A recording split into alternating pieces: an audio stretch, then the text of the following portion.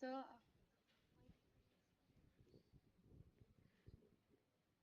sir, are we audible?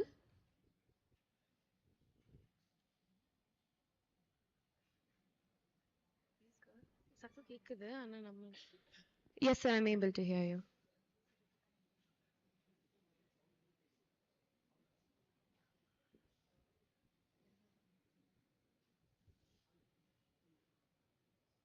இதுவா அவ்வளவுதான் sir.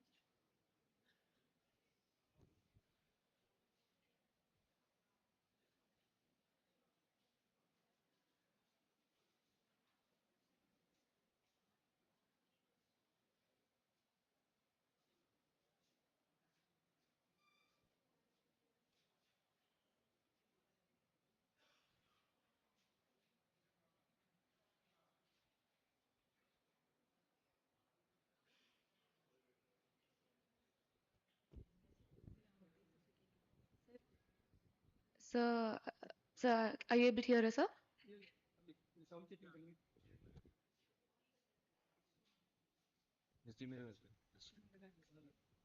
இது இருக்கணும் ஆக்ஸ் இருக்கா தனியா தனியா போட்டுருவாங்க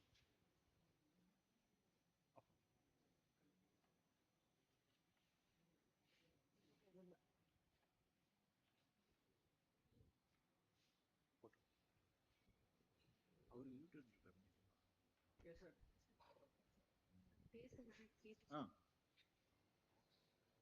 Can you hear me? கேக்குது.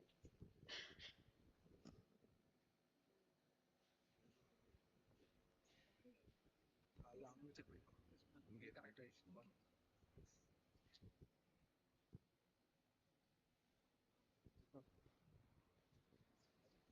Sir, are you able to hear us now?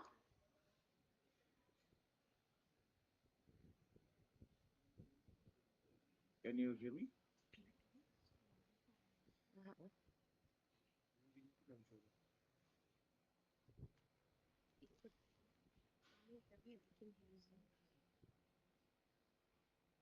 போகுதுப்பா கரெக்டா தான் இருக்கு.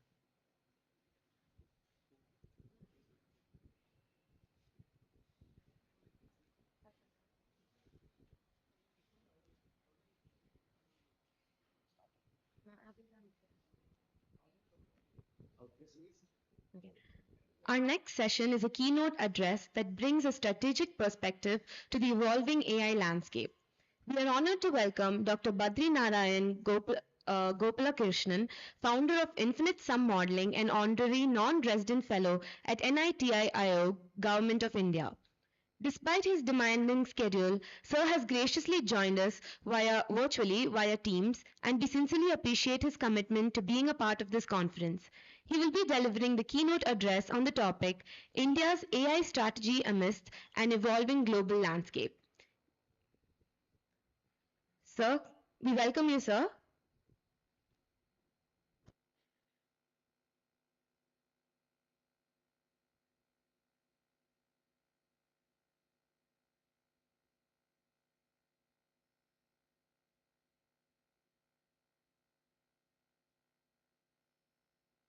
So can I start the session?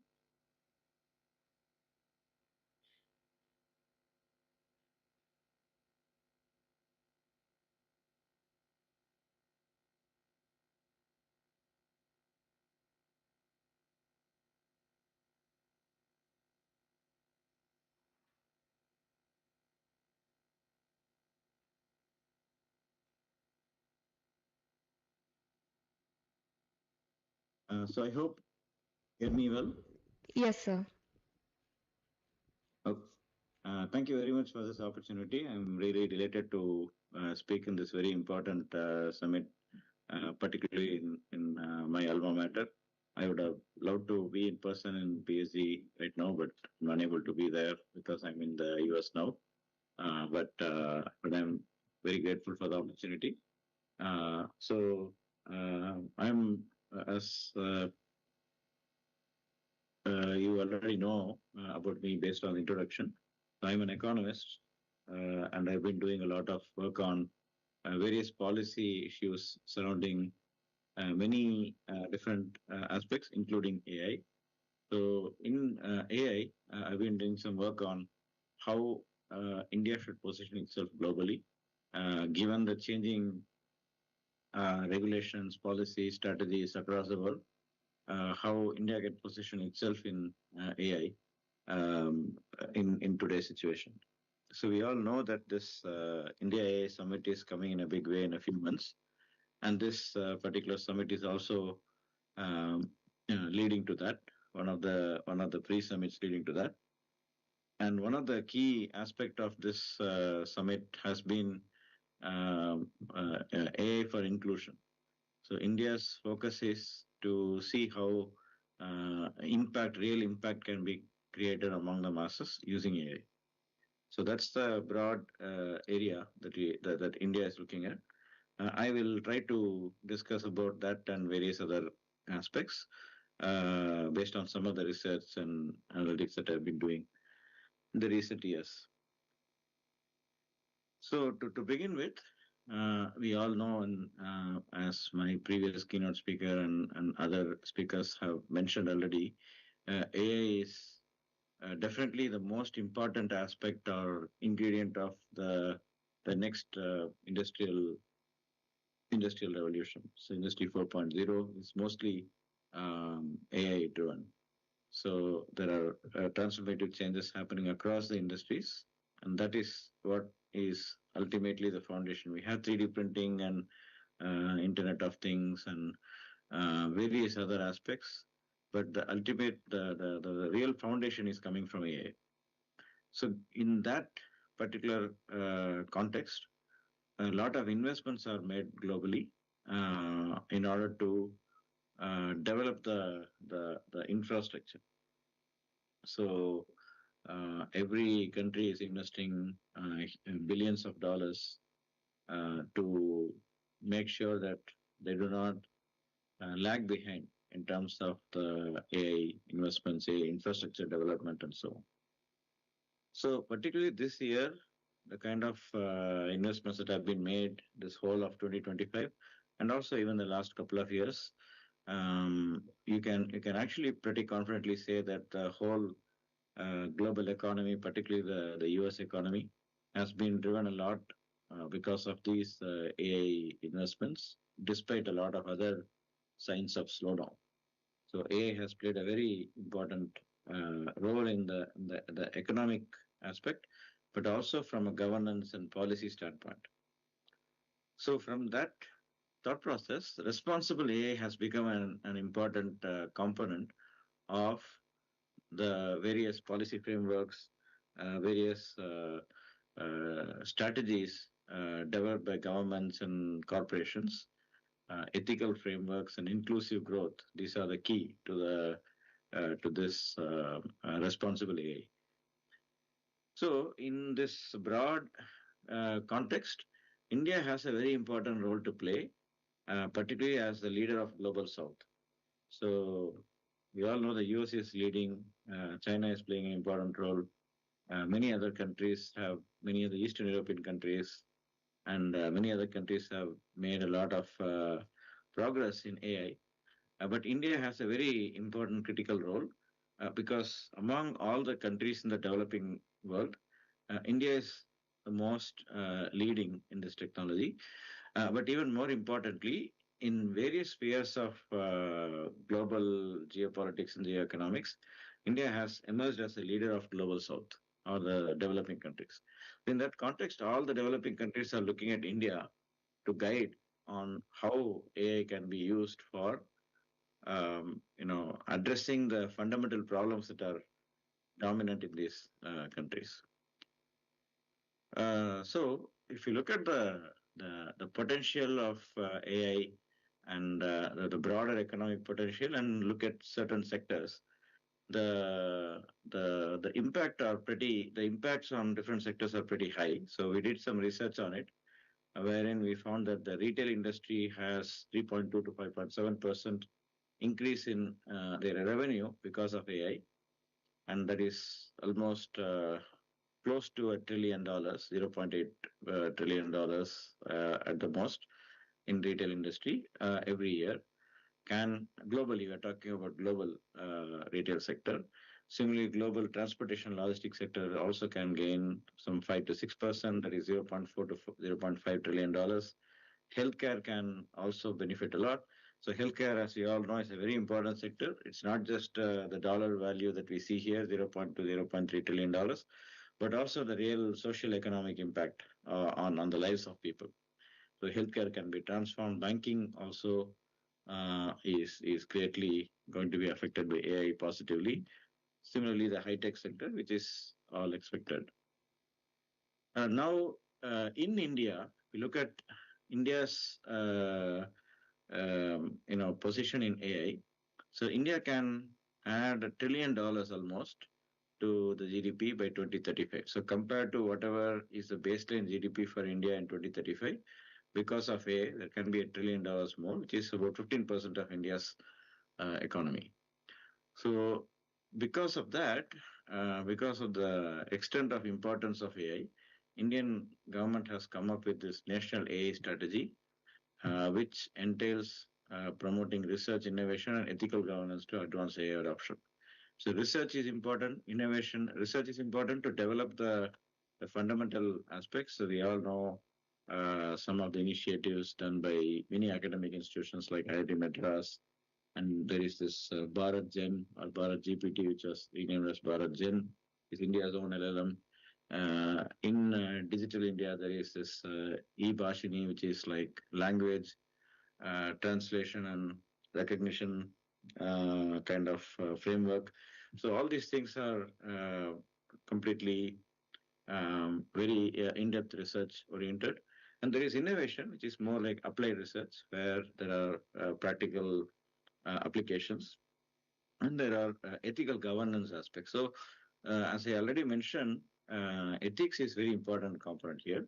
So, how AI is going to be managed and leveraged for social and economic development. So, in terms of focus areas of AI, I already told you about certain sectors globally, but when India is concerned, healthcare, agriculture, education, and smart cities. These are all the different sectors that can be benefited. But of course, there are many other sectors. I'm just highlighting the main areas. Challenges, definitely there are a lot of challenges in India. Like infrastructure is a important constraint. We have been developing infrastructure in a big way, but further improvements are needed. Data access, skill gaps, all these things exist. But all these are being bridged over time. So we are talking right now in PSG college which has a great playing a great role in reducing the skill gaps, and there are other institutions that are doing that too. So all these things are important, very important to build strong AI systems.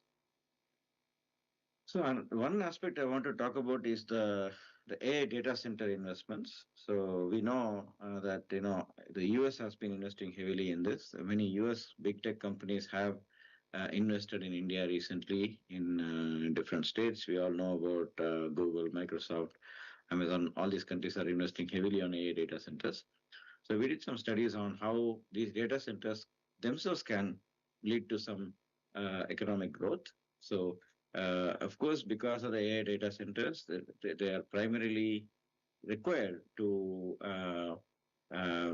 to cater to the infrastructural needs of generative AI and LLMs and so on. But even before that, even when we are establishing these data centers, there is a lot of investments flowing in, a lot of construction happening, a lot of materials needed for that. That itself is generating a lot of jobs and a lot of economic opportunities. So we looked at some of these, but at the same time, there are challenges. They need a lot of electricity and water, and potentially they can account for about 8% of electricity by 2030. So which actually means that we need sustainable infrastructure solutions. We need green data centers where the energy can come from renewable sources. It can be efficient cooling to reduce the environmental footprint and so on. So energy efficiency is also an important aspect. So I've been working with a group here in the US in Bay Area, San Francisco Bay Area, which is called Center AI Institute, which is developing this context-based neurosymbolic AI, which is also an important approach to reduce energy consumption, improve energy efficiency, and so on. So that is another set of technologies that we can look at, in addition to moving more green in terms of power sources. Then there are social considerations and transparency considerations, where how do we engage the local communities and how do we be more transparent in terms of resource use. So these are all critical for responsible AI infrastructure development. So we did some modeling analytics to see what are the gains from AI in terms of GDP. We see that India can gain about 4.5% in GDP over a period of 5 years, which is almost like 1% a year kind of increase in GDP, purely coming from AI. For other countries, it can be slightly higher, for US, for China, for Australia. Now, we also have to look at, when we look at this GDP gain, we also have to look at the possibilities of misuse of AI, cyber crimes and so on. If they keep increasing because of AI adoption without the sufficient cybersecurity safeguards that are needed, that also can be pretty significant, but not so high. Like, for example, for India, it's just 0.6% loss in GDP, which can be outweighed by the GDP gains by AI. But then that 0.64 loss is not to be ignored. So we have to make sure that those losses are minimized. And that can actually come from regulations and requirements for cybersecurity and so on. And a lot of our major companies like Microsoft and Amazon and other large companies, they're already taking a lot of efforts on this. And that, I think, should be emphasized. And the government also should put in regulations on that.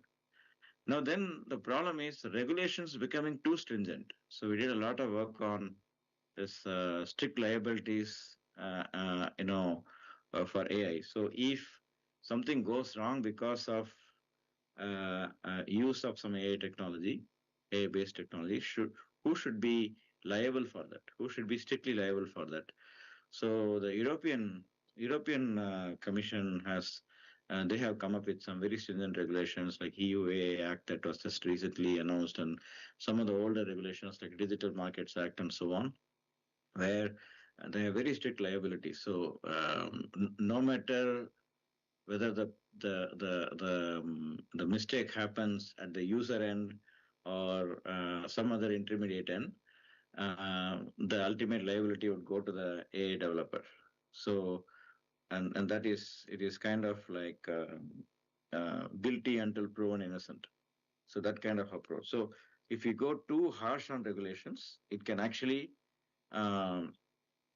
affect the productivity that can happen because of AI.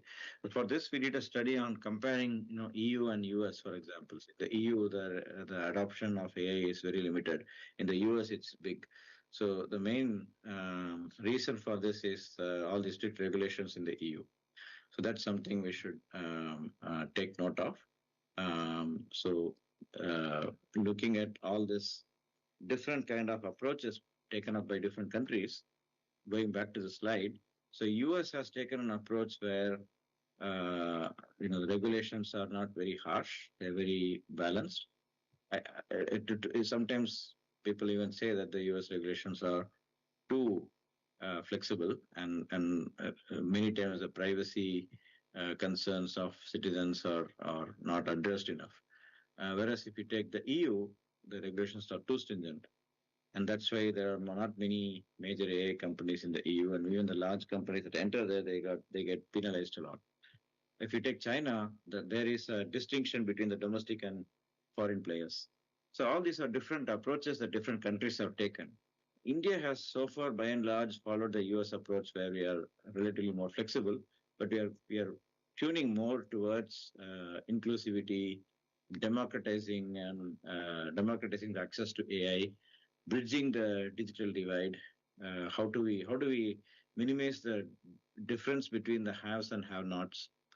In fact, the role our institution, PSC College of Technology, has been playing to help people from really underprivileged background to develop their skills in technology. That's a good example. So likewise, we have to do that across the country in India, but also in the other developing countries. That bridging the digital divide is an important aspect. Global collaboration: how do countries collaborate with each other? How do they partner with each other in terms of knowledge sharing and AI research? Affordable AI solutions: how do we make sure that the efficiencies coming from AI can be translated into affordability, cheaper and higher quality services in healthcare, education, agriculture, and so on? And then open AI. I'm not talking about the company. I'm talking about the ethical and open, being more open source, and transparent kind of platforms should be promoted. So we have also seen that the SaaS platforms, the software as service platforms, are heavily influenced or disrupted by AI in the recent past with generative AI. In India, the software companies can leverage this AI to generative AI and agentic AI to really compete globally. Whereas some people do, worry that the service model, the SaaS model, can be affected. But if you embrace the AI applications like automated content creation, intelligent support, and dynamic pricing models, and so on, that can actually really help the companies to SaaS companies to also benefit. So a lot of Indian companies follow that model, so they can actually do this, and valuation and performance also can be greatly benefited by this. So with one of my friends, I had developed this framework on how to separate hype from reality when it comes to AI startups. So we developed this framework where we think about 4 dimensions: native intelligence, expertise, whether they can be embedded, to what extent can they be embedded in the existing systems, and value capture.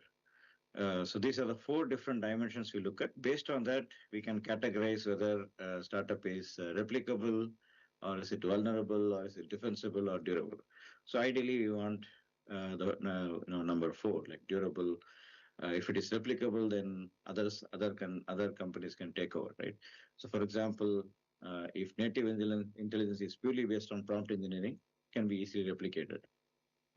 And if there are some fine-tuning changes that are introduced to generic data, that can also be replicated in 2-3 months. So that is vulnerable. But if you have proprietary data from production, then that can be defensible. But if you have a closed loop flywheel, every customer interaction can keep strengthening the moat. So that is kind of the way we think about native intelligence. Similarly, we look at expertise. The deeper the expertise is, where the more you have publications and patents and so on, that is going to be a great startup. Embedded, to what extent the technology can be embedded? Is it a standalone tool, or is it like is it going to be embedded into a mission critical function? So that is going to decide to what extent AI can be really, that the startup can be really successful. Value capture is really important. So if you just say you're cheap, probably you're not going to meet the bar. The real thing is about the outcome, return on investment, lock-in, and network effects. So customers are willing to pay a premium. You can be more expensive, but you have to bring that value. So value capture is very, very important. So I just went through it very quickly, but these are the things we're looking at. But we wrote an article on this in Economic Times recently. All these things I discussed about, these are all papers, publications, and articles. You can look it up, but I'm just giving you a broad idea. So what are the next steps in terms of strategic actions for AI growth? We have to look at sustainable AI infrastructure. I talked about the AI data centers, to what extent they can be beneficial, but at the same time, they can be highly expensive in terms of resource consumption, fossil fuels, emissions, water use, and so on. So green energy is very important there for responsible and sustainable AI growth. Secondly, regulatory frameworks. We have to develop harmonized regulations that can safeguard data privacy while encouraging AI innovation and deployment. So, as I mentioned earlier, the EU kind of policies have been primarily focused on data privacy and consumer related issues, whereas the US policies have been primarily focusing on encouraging AI innovation and deployment. So, we have to take a balance between the two. We have to look at both of them. And on top of that, we have to look at inclusivity and bridging the divide between the haves and have-nots and so on.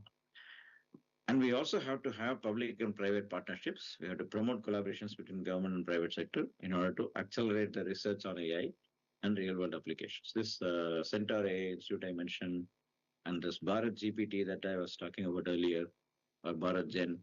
So these are all great examples as to how the public and private sectors can collaborate to accelerate AI research and real-world applications. And we also have to work with like-minded countries and share ideas and thoughts. And also at the same time, we have to make sure that there is a sovereignty, which means that we have we have enough AI data centers locally so that we can preserve the data that is being used for all this AI within the country, within the borders. So that's an important policy aspect for the government. But for that, there can still be public-private partnership. And skill development programs are very important. So we did a lot of work with McKinsey and OECD and other organizations on what would be the gap between the skilled and unskilled workers today and in the next 20 years, given the skill gap that is going to happen. So there will be less and less demand for lower skilled workers and greater demand for the higher skilled workers. So higher skilled workers are already earning more than the lower skilled workers. Now, if the demand keeps increasing for high skilled and decreasing for low skilled, the wage gap is just going to increase further, and that will lead to inequality. So in order to avoid that situation, we have to positively work on workforce training programs. And again, our college, PSG Tech, is always known for adopting the curriculum and the learning experience with the changes and the challenges demanded by the industry. And I'm sure we are working on it. I also had an opportunity to collaborate in the past with the leadership on this kind of thinking about upgrading the curriculum and so on. And we are doing, and I'm very sure that we are doing that on a very continuous basis. So that's very important. All the educational institutions should do that. And also at a larger government level, this have to be encouraged. So now the ultimate point I'm coming to is that all of you sitting here have each of you has an engineering background, technology training, both the faculty members and the students. But also please think about this economic and ethical dimensions. So AI is not just a technology; it is the fundamental part of the civilization, the culture, the socio-economic aspects and everything. So please think about that, because the economists and the ethicists and the social scientists and political scientists, they can spend a lot of time thinking about it, but they will not be able to get the crux of what is AI. Only you can think about it. So please also apply your mind on these non-tech aspects, which are more economic and ethical imperative, and please contribute to that very positively, because that's very, very much needed. And also collaborate with these humanities and other disciplines, because they will benefit a lot from this technological knowledge, which can be used for applying that to business and policy and social and other issues. So AI drives economic growth and innovation, but there is a requirement for responsible governance and ethical frameworks, and that can only happen if the technology experts can collaborate with the humanities and other non-technology experts. So I think that's I would take that as an important call to action for this group. Second aspect is India has a huge potential and opportunity to lead the global south by prioritizing sustainability, ethics, and equity in AI development. So the first point I mentioned here is very related to the second one. So the rest of the world, particularly developed countries, are not yet thinking so much about this ethical dimension and this equity or equality and helping all the different walks of the life, all different communities in the same way. So that kind of thought process, sustainability, ethics, and equity is there everywhere, but not given enough emphasis by other countries and other societies. So India can take the lead on that. India can particularly convey this message to the global south, and that is basically the motivation of this India AI summit. And we all hope that can really be taken to the next level, and AI development captures all these principles: sustainability, ethics, and equity. Finally, call for collaborative action. So government, industry, and academia, we all should work together, and we have to foster AI as a positive force for the progress. So if you all do in silos, it cannot happen. You all should come together and develop it as a positive force for progress. So thank you very much. That's my keynote and look.